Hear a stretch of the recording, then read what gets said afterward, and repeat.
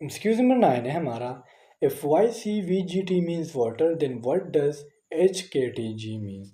देखिए स्टूडेंट्स, आपने जो वाई दिया होगा इसके पीछे आपने एक अल्फ़ाबेट मिस करना है, और जो उसके पीछे अल्फ़ाबेट होगा वो आपने लिखना है। जिस तरह वाई के पीछे अल्फ़ाबेट है एक्स, तो आपने एक्स को मिस करना है, और उसका जो अगला अल्फ़ाबेट होगा वो होगा डब्ल्यू, तो आपने डब्ल्यू लिखना है। सेम फॉर सी, सी के पीछे बी है, बी को मिस करेंगे तो आगे लिख देंगे ए।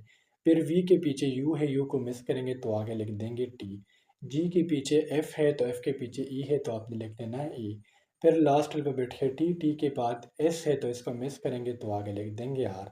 अब सेम काम हमने एच के टी जी के साथ करना है।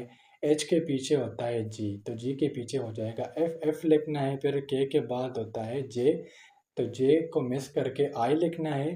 फिर टी के बाद जो होता है एस, एस को मिस करेंगे तो आगे लिख देंगे आर, और फिर होगा जी, तो